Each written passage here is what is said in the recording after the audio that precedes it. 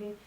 Rekli ste, da ste šli na policijo, pa tudi na Sovo poizvedovati. Kaj konkretno so vam povedali in pa kako ocenjujete ta hip stopnjo ogroženosti pri nas, torej v Sloveniji, glede na to, da ves čas kljub tem konstantnim terorističnim napadom ostaja enaka, torej nizka?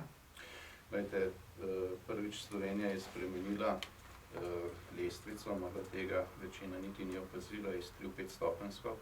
In če danes rečejo pri nas v izvršilni veji oblasti na vladi, torej, da je stopnja ogroženosti nizka, morate vedeti, da to ni več tista prva stopnja, kot je bila še pred kratkim. Ampak gre že za drugo stopnjo ogroženosti, to se pravi, je ogroženost že nekoliko povečana. To veste. Vendar to je že sprejeto, to že velja.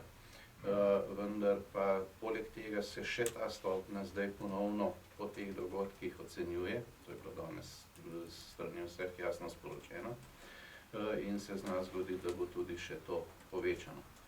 Zdaj, kaj pomenijo dogodki, ki smo jim priče za Slovenijo? Slovenija je tudi turistična država, je obmorska država, mediteranska država. To se pravi, vsaka utvara o tem, da je Slovenija ne vem kakšen otoček varnosti, je napačna. Slovenija ni posebej ogrožena, ni primaren cilj, ker je naša prednost, ampak dolžnost vseh, ki lahko karkoli pripomorejo k varnosti, pa je, da to ohranijo, da to okrepijo, da stvari postavljajo na realna tla, da se prilagodi, tudi če želite, postopke na meji, tako da se ne bi zgodilo kakšna taka napaka, kot se je zadnjič, ki se je končala s tragično smrtjo policista, in da se seveda tudi poskrbi za tiste dodatne ukrepe, ali pa če želite bolj dosledno spoštovanje predpisov in pa predpisanih postopkov, da se seveda možnost česarkoli zmanjša na minimum. Tukaj še enkrat povem, to je odgovornost vseh in vsakogar, in jaz samo upam, da bodo vse službe storile vse, da se to tudi ohrani. V prvi vrsti pa je seveda to naloga in odgovornost izvršilne veje oblasti, torej vlade. Pa je varovanje sploh kaj povečano v Sloveniji v tem času? Vemo, da nekatere države, denimo Italija, so na meji poostrili nadzor s Francijo. Bi morali nekaj podobnega storiti tudi v Sloveniji, oziroma kakšni ukrepi sploh so trenutno v Sloveniji glede na to situacijo? Je kaj povečan nadzor? Zdaj, nadzor je seveda nekoliko že povečan, vendar so te spremembe sorazmerno majhne in tudi manj opazne. Dejstvo je, da Slovenija ni otoček, tudi pri nas so nekatere skupine radikalnih islamistov, štejejo nekaj 10 oziroma recimo dobrih 100 članov, in seveda tudi to predstavlja nek potencialen vir za vse, kar se lahko iz tega izcimi. Zdaj veste, da tudi iz Slovenije so nekateri v Sirijo odšli, zdaj nekateri so se tudi že vrnili. Problem Evrope in tudi Slovenije je, da se dogaja točno tisto, pred čemer sem svaril pred, mislim, da zdaj že točno letom dni, da bo islamska država prej ali slej zdrobljena in zlomljena in takrat se bodo ljudje začeli masovno vračati. In vsak od njih pač prinese s sabo potencialno nevarnost. Prvič prinese vojaško znanje, prinese pač izkušnje, če želite, v pobijanju ljudi, in tega se človek nikdar več ne znebi, kar dokazuje zgodovina, in vsak od njih predstavlja izjemno veliko potencialno nevarnost. Po ocenah tujih služb je takih na evropskih tleh že več tisoč, po ocenah pač tudi tujih obveščevalnih služb pa se v tem trenutku proti Evropi pomika približno 3 milijone ljudi, migrantov, in seveda med njimi se zanesljivo skrivajo mnogi, ki so zdajle iz Sirije ušli pred združenimi napadi praktično vseh sil demokratičnega sveta. In kaj to pomeni za Slovenijo? Da bo potrebno seveda še mnogo več previdnosti. Slovenija je hkrati poleg tega, da je mediteranska država, je tudi zelo pomembna prometna država. Preko Slovenije grejo nekatere ključne poti v tej smeri in pri tem opozarjam tudi, da balkanska pot znova oživlja. V Sloveniji je popolnoma napačna predstava, da je migrantski problem že rešen. Kje pa? Migrantski problem v tem trenutku oživlja in se krepi tako na območju Italije, se pravi pot preko Mediterana. Tam je trenutno približno 3000 do 4500 prebegov na dan.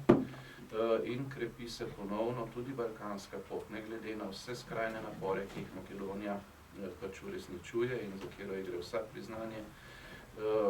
Ampak žal v tem trenutku že po balkanski poti spet pride nekje 800 do 1000 migrantov na dan. Večina gre sicer direktno preko Srbije na Madžarsko.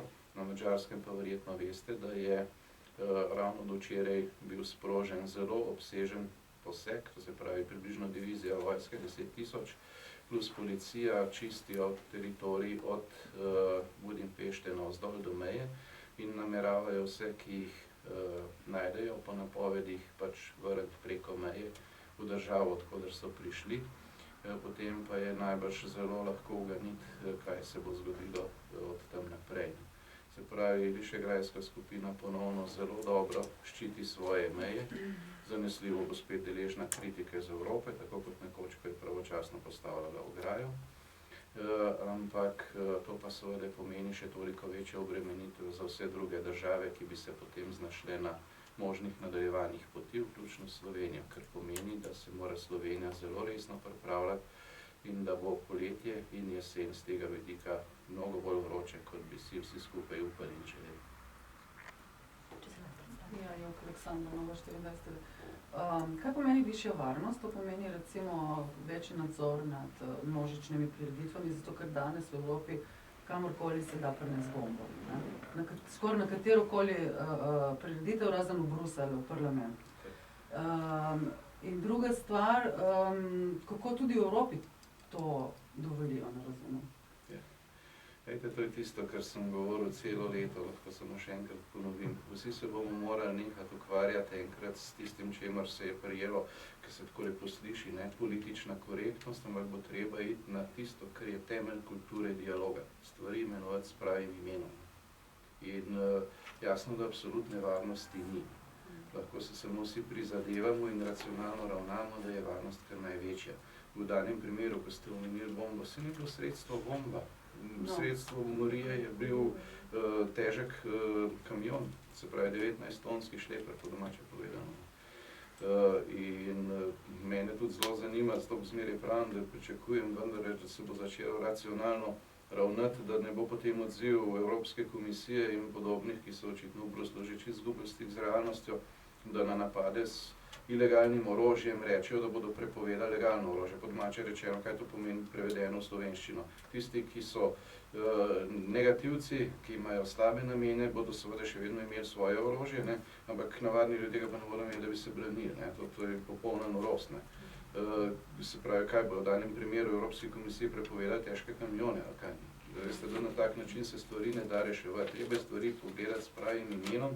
In še enkrat povem, Evropa se bo morala soočiti z grožnjo radikalnega islama in stvari poimenovati s pravim imenom in stvari začeti čistiti, če hočete, območja Evrope. Treba bo pogledati tudi, če je bilo kakšno državljanstvo napačno podeljeno, takim ljudem pač se zahvaliti za sodelovanje in jim pokazati srečno pot tega. In to, če se ne bo Evropa tega resno lotila, potem Evrope ne bo več.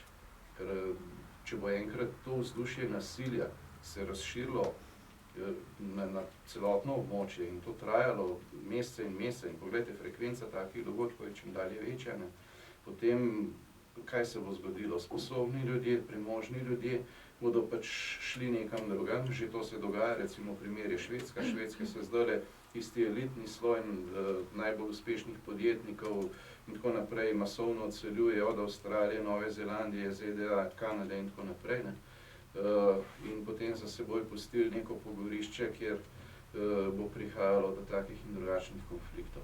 Evropa je bila vendar temelj kulture, bila je temelj varnosti, bila je zgled blaginje, socialne države in odgovornost vseh, ki imajo v rokah izvršilno vejo oblasti, torej dejansko oblast je, da to vzpostavijo ponovno. Gospod Grims, se pravičujem, se moram vrniti nazaj na tiste stopnje ogroženosti. Dejali ste, da v vmesnem času verjetno ostali veste, jaz sem očitno to zgrešila, da se je iz 3-stopenjske v 5-stopenjsko že povečala. Lahko poveste, kakšna je razlika med prvo in drugo, denimo stopnjo, zdaj pravite, da smo že nekaj mesecev v drugi stopnji in da bi se to lahko tudi zdaj povišalo. Če lahko samo te razmejitve. V tem trenutku mogoče je bilo malo tudi namerno s strani vlade večkrat rečeno, da je stopnja ogroženosti nizka, ne. Kajti prej smo imeli 3-stopenjsko lestvico in je ogroženost nizka pomenila prvo najnižjo možno stopnjo, ne. Zdaj je zelo nizka. Prva stopnja nizka pomeni že drugo stopnjo, ne. Se pravi, kaj pomeni vsaka naslednja stopnja? Pomeni nekoliko več dodatnih ukrepov na področju varnosti, pomeni nekoliko več ljudi, recimo pri zaščiti ključne infrastrukture, ključnih objektov, največjih prireditev, nekoliko bolj dosledno izvajanje ukrepov in seveda več nadzora pri različnih služb, več informacij in tako naprej, ne. Potem pri višjih stopnjah pa se seveda to potem zelo hitro stopnjuje, ne, in pridejo v poštev še drugi ukrepi. Lahko samo upamo, da do kakšnih zadnjih 2 Slovenija res nikoli ne bo prišla. Ampak zato je treba zdaj ukrepati, zato je treba zdaj storiti preventivne korake, da se s tem zagotovi in ohrani tisto, kar Slovenijo ima, to pa je bila stopnja varnosti ob seveda zavedanju, da absolutne varnosti ni več in da Slovenija ni nek varen otoček, okoli katere divja vihar terorizma. To gre vse preko Slovenije in prej ali slej bo seveda imelo posledice tudi pri nas. Zdaj, mogoče samo še dodatno, no, konec meseca pride Putin v Slovenijo, ne, takrat bodo še toliko bolj povečana varnost, ali lahko takrat govorimo o kakšni drugi stopnji znotraj te lestvice? Glejte, kakšni bodo ukrepi za zaščito ob obisku ruskega predsednika, to morate vprašati slovensko policijo in pa odgovorne protokole in vladi, ki o tem odločajo. O tem tudi danes nismo govorili in o tem pač težko dajem kakršnokoli izjavo, da je Zagotovo pa bodo ti ukrepi zelo obsežni in zelo strogi, in sem pa trdno prepričan.